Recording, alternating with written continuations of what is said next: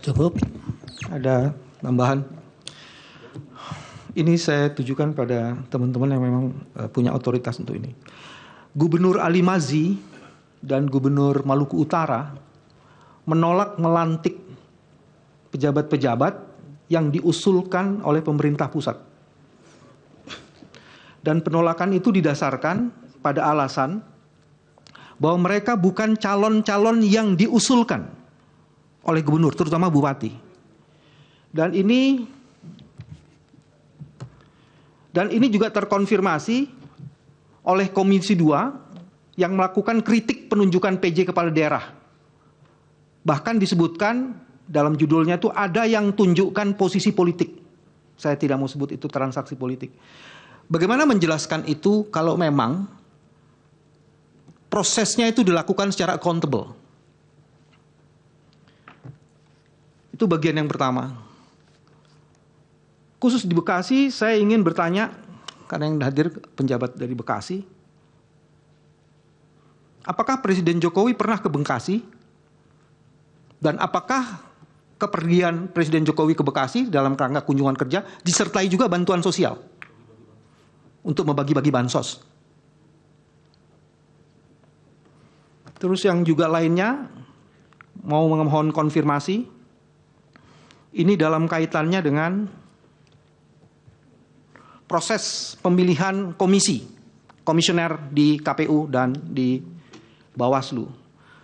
Beredar di masyarakat satu informasi yang mengkonfirmasi bahwa orang-orang yang akan dipilih itu sudah beredar di pusat, di masyarakat 1-2 hari sebelum pengumuman mereka.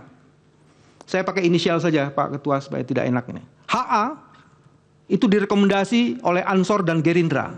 IH oleh Nasdem. BEI oleh Nasdem. Agus Melas oleh PDI. Ada nama-nama seperti itu. Begitupun di Bawaslu.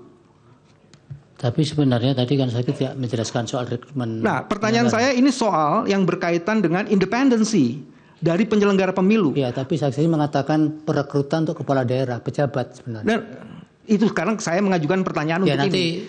Karena ini tidak dijelaskan, nanti, padahal ini sungguh penting Pak Ketua. Ya, silakan nanti saksi jawab Bapak sepanjangnya. Jadi saya lanjutkan, ini penutupnya. Silakan. Jadi ada berbagai informasi yang mengkonfirmasi bahwa orang-orang ini nama-namanya sudah beredar di luar sebelum dinyatakan oleh Komisi 2.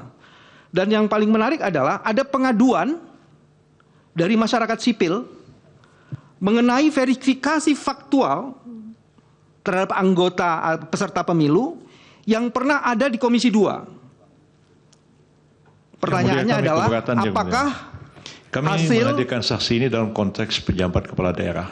Ya, tadi. Bukan kami ingin membuktikan Pak Ketua ada pelanggaran terhadap prinsip-prinsip penyelenggaraan pemilu.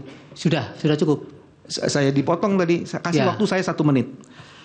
Biar nanti saksi sebisanya dia jawab. Ya, karena tadi memang core-nya yang dijelaskan adalah soal memang tupoksinya termasuk pansel. Dan dalil kami juga mengatakan ya, itu. Sudah cukup. Yang 1 menit tadi apa? Ya, mohon maaf Pak Ketua. Jadi ada civil society yang menekuni soal pemilu bersih, pernah melaporkan kepada Komisi 2 adanya pelanggaran tahapan proses verifikasi faktual yang diduga dilakukan oleh komisioner-komisioner KPU terhadap anggota komisioner KPU di provinsi. Ya. Dan pada saat itu rapatnya yang tadinya terbuka dibuat menjadi tertutup. Pertanyaannya kami adalah apakah kita bisa mendapatkan hasil itu dan bagaimana proses yang mulia, kami ingin konfirmasi kepada Pak Bambang. Saya belum selesai. Ini supaya jangan jadi sesat informasi ini. No, itu saya belum selesai. Dalam dalil itu mendalilkan Presiden Jokowi yang mengatur. Sekarang sudah berbalik lagi narasi seolah-olah dari partai politik. Mungkin bisa dikonfirmasi. Ini ada 2 pertanyaan. Sudah, kalau mau bicara semua keluar saja di luar berdua.